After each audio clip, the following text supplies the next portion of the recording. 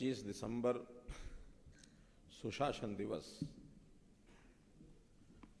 इस दिन का महत्व तो बहुत वर्षों से और मैं सदियों से भी कह सकता हूँ, किसी न किसी रूप में इस दिवस को लोग याद करते हैं।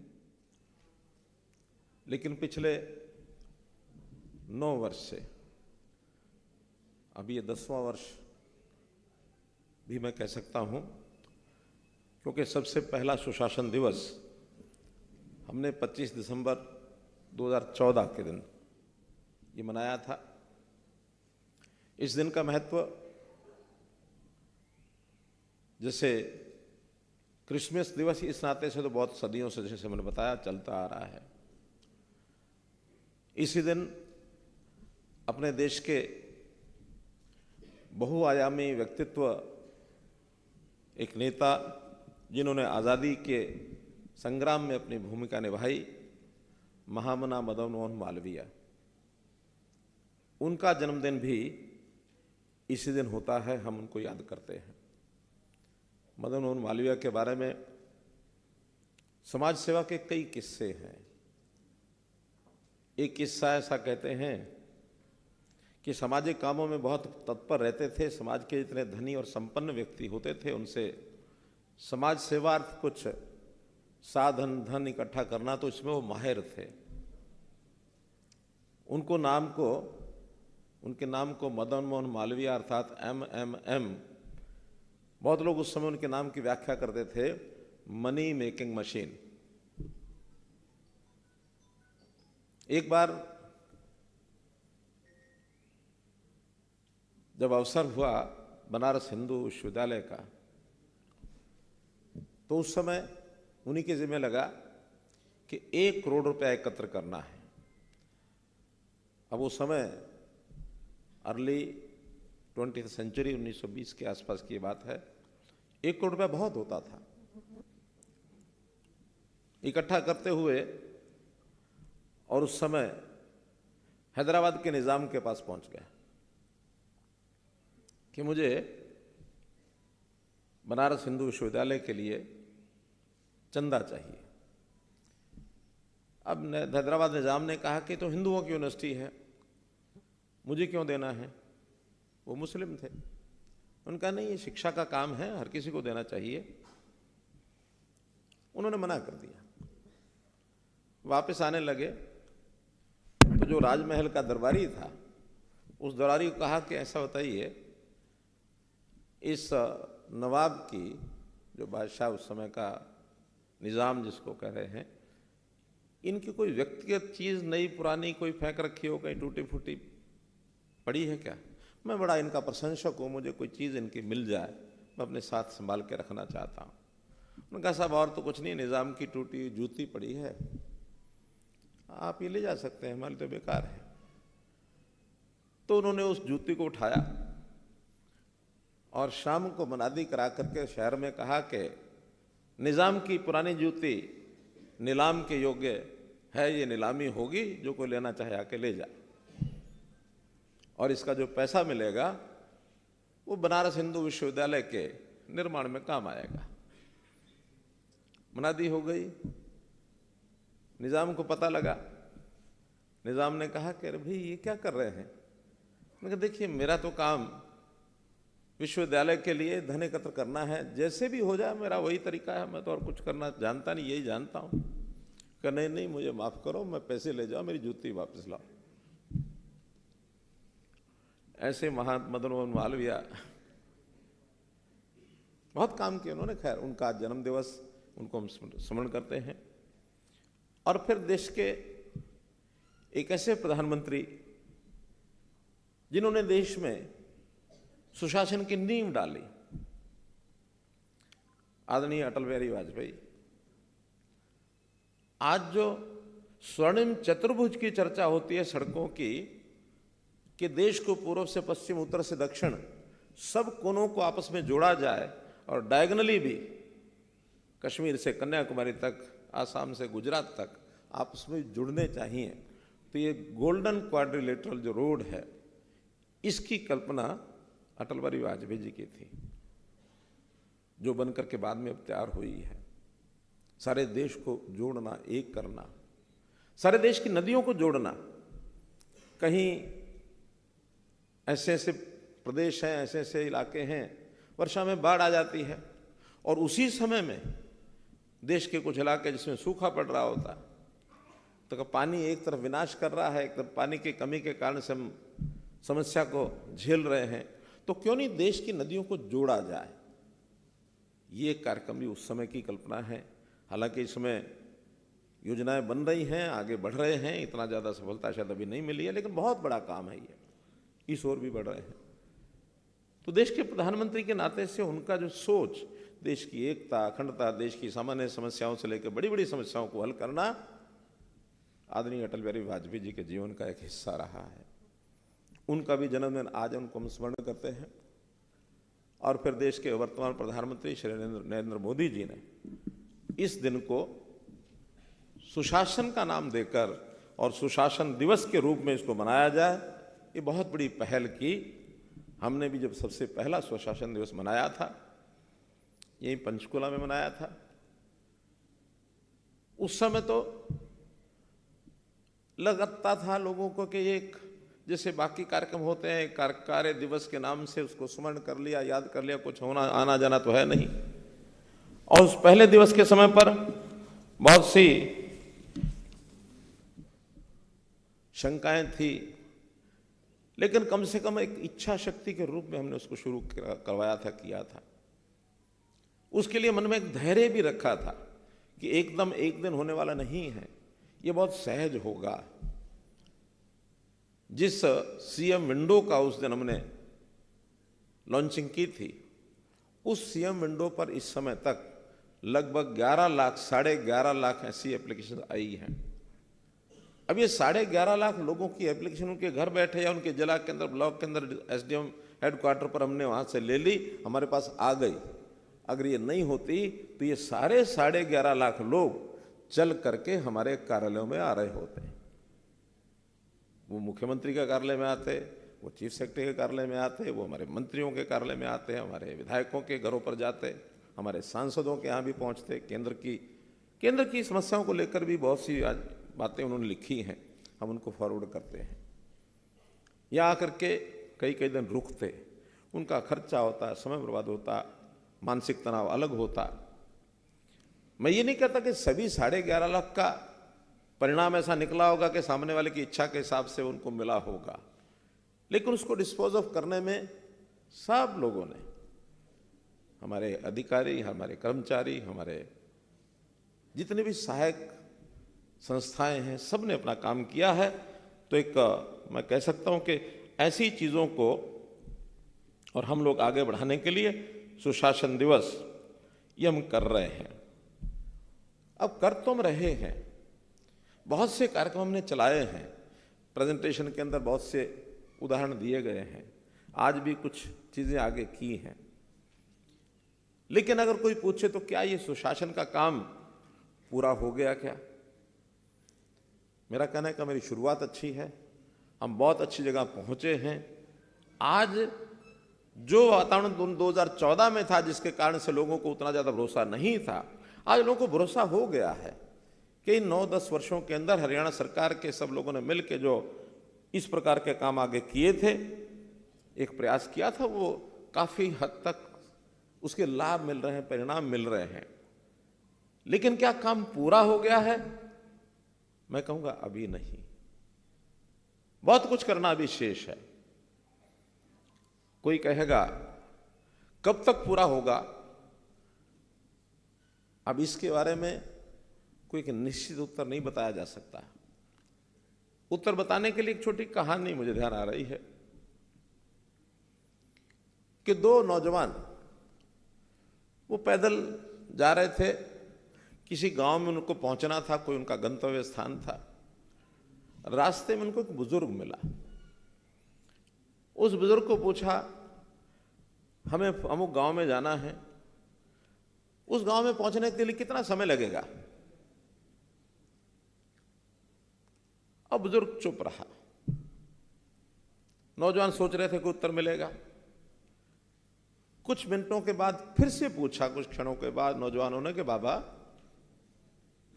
हमें उस गांव में जाना है, कितना समय मिलेगा? तो फिर भी चुप रहा। उन्होंने सोचा कि इस बाबा को ऊंचा सुनता होगा, हमारी बात को समझ नहीं पा रहा। उन्होंने जोर से बोला कि बाबा उस गांव में जाने में कितना समय लगेगा? फिर भी नहीं बोला। इशारे से कहा जाओ जाओ।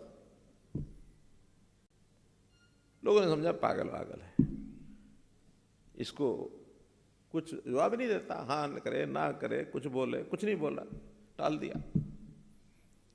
और नौजवान चल पड़े तो कोई 100-150 कदम जाने के बाद ये बाबा उनको देख रहा था।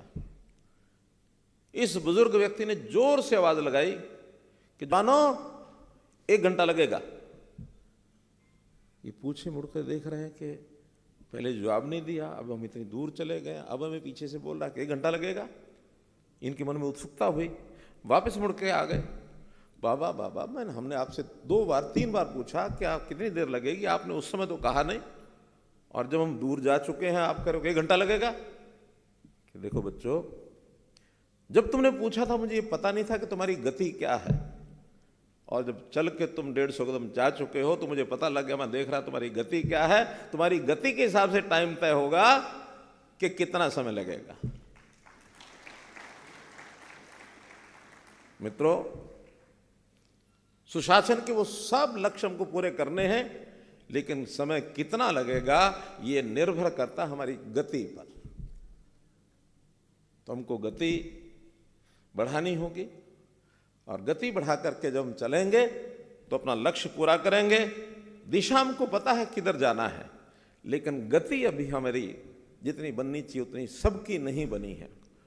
कुछ विभागों की, कुछ यानी हमारे अधिकारियों की, कर्मचारियों की गति बन रही है, पकड़ रहे हैं उस गति को, और उसी के कारण से कौन कितना काम करेगा, किस गति से करेगा, इस परिणाम को लाएगा। तो हमने 25 दिसंबर को एक योजना बना करके कि ऐसे सब कर्मचारी अधिकारियों को, यद्यपि उसमें जो ऑल इंडिया सर्विस के अधिकारी हैं उनको तो हमने कहा कि ये प्रेरणा देने वाले हैं, ये इंजन हैं, तो कभी इंजन के लिए वो नहीं तय किया जाता उसका जो सफलता का परिणाम के नाते से जिम्मेवारी होती है बाकी सब लोगों की जो उसको सहयोग करते हैं। तो इस परिणाम का पारितोषिक ऑल इंडिया सर्विस के अधिकारियों को छोड़कर बाकी सबको मिलेगा, क्योंकि बाकी सब आपके जो सहयोगी हैं उनकी गति के मिला के आपकी गति बनेगी। तो इस गति को आगे बढ़ाने के लिए हमको अपने अपने हिसाब से, अपने अपने जगह पर अपने अपने कार्यक्रमों को आगे बढ़ाना होगा, और निश्चित रूप से ये जो प्रयास है परिवर्तन का, ये प्रयास हमारा सफल होगा, ये उद्देश्य हमारा सफल होगा। हम देखते रहे हैं कि हमारे जितने भी व्यक्ति, चाहे वो समाज के व्यक्ति हों चाहे कर्मचारी हों, बहुत तरह की समस्याएं वो झेलते थे। कर्मचारियों की मैं बात करूं तो उनकी ट्रांसफर है, उनकी पोस्टिंग है, उनकी प्रमोशन है, इसमें ही सबको भरोसा नहीं होता था कि हमारे साथ न्याय होगा कि नहीं होगा, क्योंकि जिनके हाथ में ये सूत्र है उनको अपनी स्वैच्छिक अधिकार, उनको डिस्क्रिशनरी पावर्स बहुत होती हैं। किसी को भी प्रशासनिक आधार पर इसका ट्रांसफर करना तो उसका ट्रांसफर कर दिया, दंडित करना उसको दंडित कर दिया। बाद में फिर उनकी अपील शुरू होती है कि मेरा तो कोई दोष नहीं है, फिर आगे बढ़ते बढ़ते दंड भी हो जाता है, फिर उनको सहानुभूति पर विचार करके और उनको छूट देने की बात ये चल पड़ती है। स्थान कौन सा मिलना चाहिए उसमें भी सिफारिशें चलती हैं। प्रमोशन किसकी होगी वो भी अपने डिस्क्रिशनरी पावर के हिसाब से हम करते रहते हैं। लेकिन अब इसके सिस्टम जब से बने हैं, मुझे ध्यान है कि जब ऑनलाइन टीचर्स ट्रांसफर पॉलिसी हमने पहली बार लागू की तो 93% persons were happy with that drive, कि जो अपने पहले दूसरे स्थान के ऊपर पहुंच गए थे। 93% टीचर्स, सेटिस्फेक्शन लेवल उसमें से पता लगता है। तो ऐसा कर्मचारियों के लिए ये सब किए, ये तो पुराने कर्मचारियों के लिए। और जब नई भर्ती की उसका भी क्या हाल था, सीधा से लोग बोलते थे नौकरियां बिकती हैं। जो पर्ची खर्ची का शब्द प्रयोग किया, जिसके कारण से उसको समाज ने स्वीकारा कि हाँ, पर्ची खर्ची के कारण से ही बर्बादी हुई है। अब कोई पर्ची खर्ची नहीं चलती है, मेरिट के ऊपर सबकी भर्तियां होती हैं। ग्रुप सी और डी इसके इंटरव्यू खत्म किए, क्योंकि इंटरव्यू में खेल बहुत होते हैं। और ऐसा भी हुआ कि लिखित परीक्षा को साइड में कर दिया, केवल इंटरव्यू के आधार पर नौकरियां ले ली गई।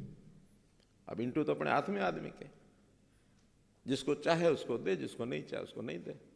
लिखित में सामने वाले की कुछ योग्यता पता लगती है, उसके बिना ही कर दिया गया।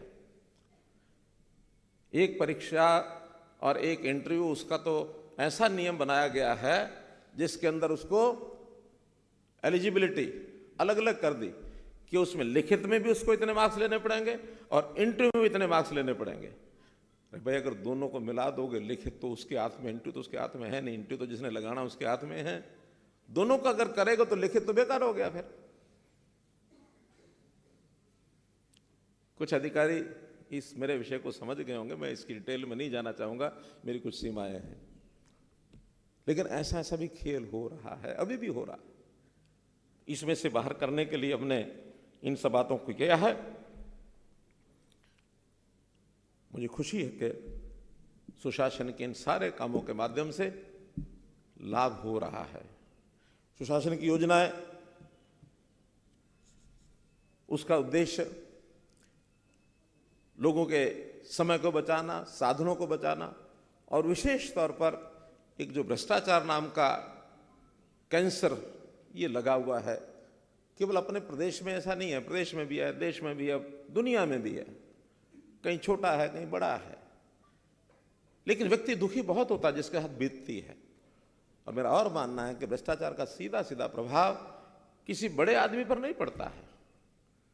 भ्रष्टाचार का अगर प्रभाव पड़ता तो जो छोटा व्यक्ति है, लास्ट पंक्ति में अंतिम व्यक्ति जो खड़ा हुआ है, गरीब है, पीड़ित है, साधनों के ऊपर जिसका पहला अधिकार ऐसा मानते हैं, साधन अगर कहीं और डाइवर्ट हो जाएंगे भ्रष्टाचार के कारण से तो अधिकार उसका समाप्त होगा। इस भ्रष्टाचार के ऊपर भी चोट लगती है और हरियाणा में बहुत सी चीजें बदली हैं, उसमें आप सब साक्षी हैं। हर क्षेत्र में ई गवर्नेंस के काम हुए हैं। E governance is good governance. तो इस गुड गवर्नेंस के नाते से चाहे वो जनता के लिए हो और चाहे हमारे कर्मचारियों के लिए काम करने के प्लेटफॉर्म हो, ऑफिस हो, उसमें भी हमने किया है। लेकिन हर दिन कोई ना कोई नई बात ध्यान में आती है कि ये कहीं इस लेवल के सब लोग हमारे OSDs, हर दिन कोई नई बात आती है। और मुझे, मेरी आदत है कि जिस दिन भी कोई नई बात ध्यान में आए, लागू हो सकती है कि नहीं हो सकती है, रात को सोते हुए ध्यान में आई तो सुबह पहला फोन में कर देता हूं कि ये समस्या है, इसका हल निकालो, कैसे निकालोगे। जनता से समस्या आएगी, हमको ध्यान आएगा, रास्ता निकालना हमारे अधिकारियों का, कर्मचारियों का, इनका काम है। हेतु है जन सेवा, जनता का हित, ये हेतु है। आखिर हम किस लिए बने हैं? सरकारें कोई ऐसा नहीं है कि ये 4-5 लाख जो हमारे कर्मचारी अधिकारी हैं, इनके परिवारों को पालना ये सरकार का उद्देश्य है, बिल्कुल नहीं है। हम तो माध्यम हैं। हम तो इन सारी योजनाओं को, जन सेवा की बातों को आगे बढ़ाने के लिए काम करने के टूल्स हैं, हम साधन हैं। तो हमें अपनी भूमिका उस नाते से निभानी चाहिए। और भूमिका तभी हम निभा सकते हैं जब हमारे सामने टारगेट स्पष्ट है, लक्ष्य स्पष्ट है कि आखिर क्यों करना, समाज की सेवा का काम क्यों करना है।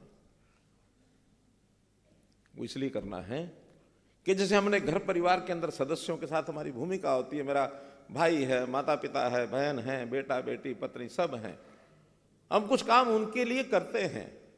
अब उसको हम सेवा कहें, कर्तव्य कहें, कुछ भी कहें, हमारा दायित्व है। समाज के साथ भी वैसा ही संबंध जोड़ना पड़ेगा। ये समाज में हम अलग हैं और समाज के लोग अलग हैं, ऐसा नहीं चलेगा। ऐसा चलेगा तो फिर हम नहीं कर पाएंगे।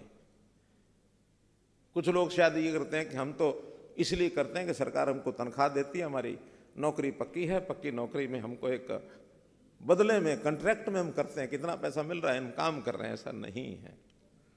ये तो दायित्व है सरकार का कि ठीक है, जो काम पूरा समय लगा के करेंगे तो उनका जीवन यापन कराना ही सरकार का काम है, लेकिन बदले में हम सेवा का व्रत लेकर के करेंगे, और तभी होगा जब मन के अंदर एक धारणा बनेगी, क्या, अयम निजा प्रोवेति गणना लघु चेतसाम उदार चरिता नाम तो वसुधैव कुटुंबकम।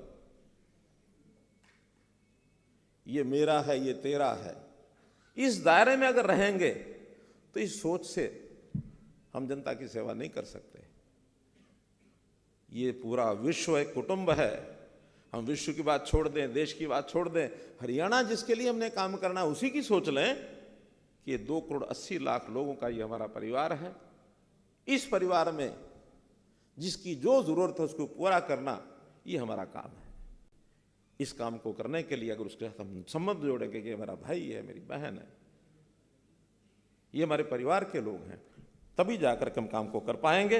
योजना हमने बहुत चलाई हैं, कुछ योजनाओं का जिक्र किया, लेकिन मैं कम से कम 50 योजनाएं आज बैठे हुए मैं लिख रहा था तो 50 योजना ऐसी मुझे टिप्स पर याद हुई।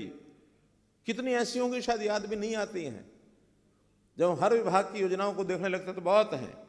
बड़ा संक्षेप में ऑनलाइन स्थानांतरण की मैंने बात की, अंत्योदय सरल पोर्टल की चर्चा आई, डीबीटी की भी चर्चा आई है, पढ़ी लिखी पंचायतें अभी किसी और प्रदेश ने नहीं किया, सबसे पहले हमने किया, सुप्रीम कोर्ट में लड़ाई लड़के किया, आज सब सराहना करते हैं, बाकी प्रदेश भी लग गए इस तरफ।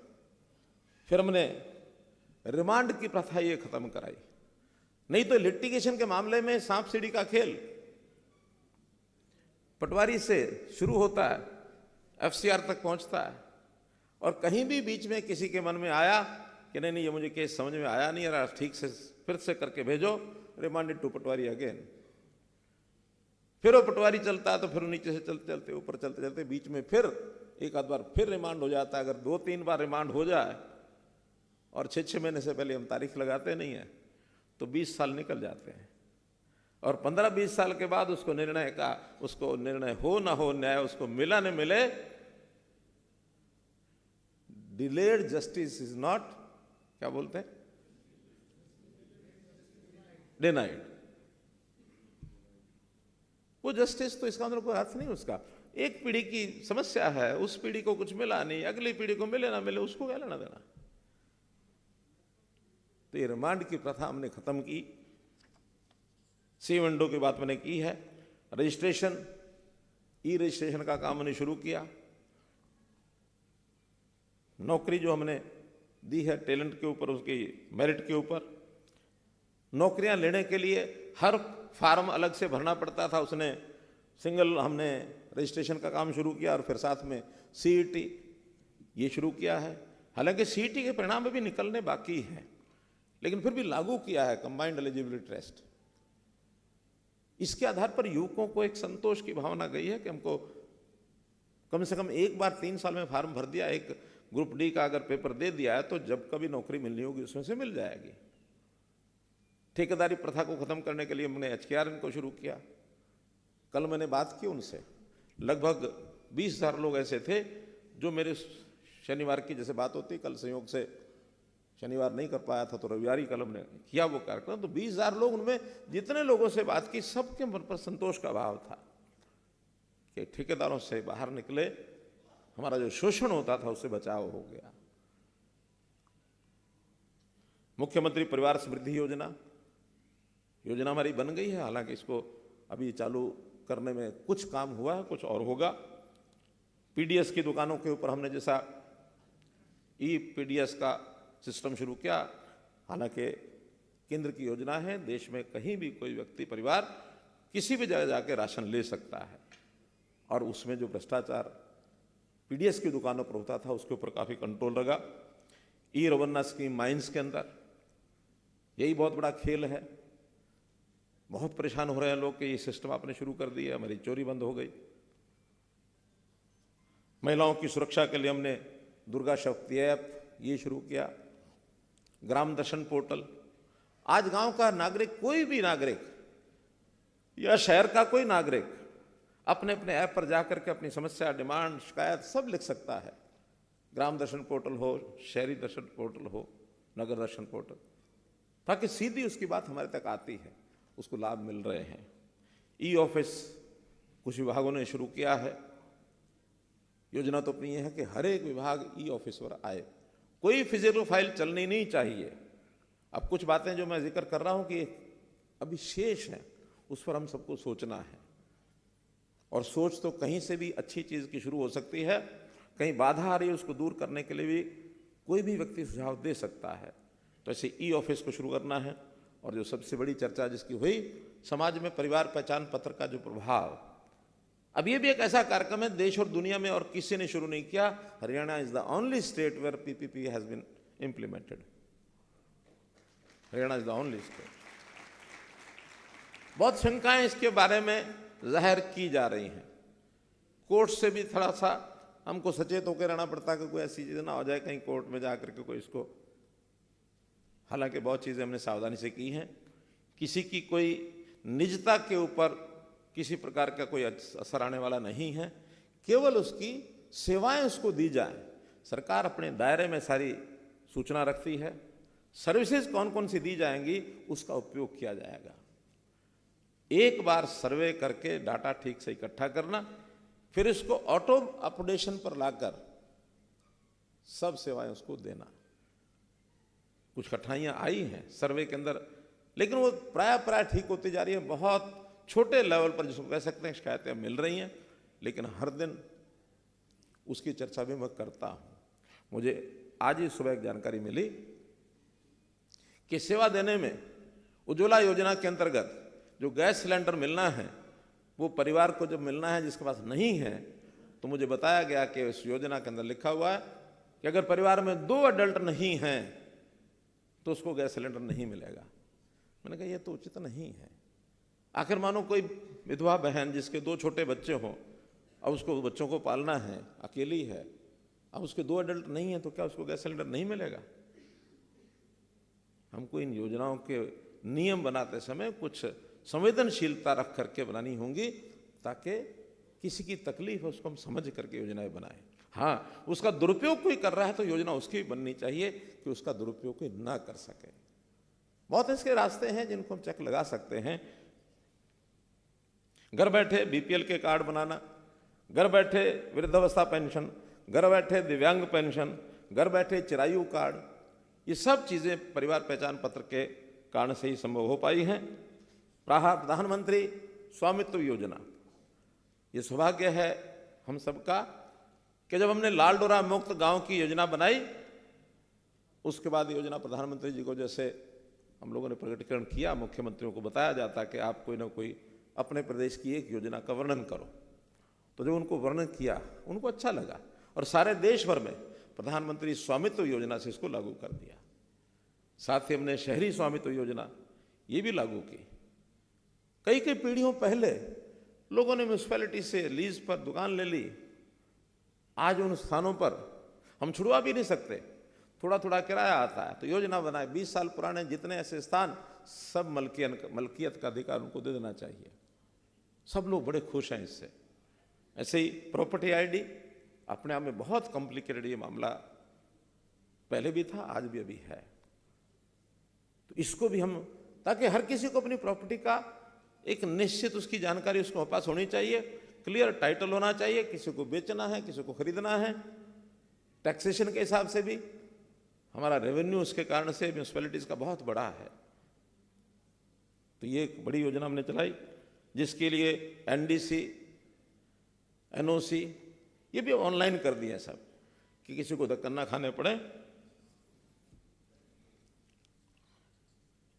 ई वे बिल योजना टैक्सेशन के लिए ये बहुत कारगर सिद्ध हुई है। हमारा जीएसटी लगातार बढ़ रहा है और इसमें भी एक रिकॉर्ड अपने को सबको पता लगी गया होगा कि among big states per capita GST collection we are the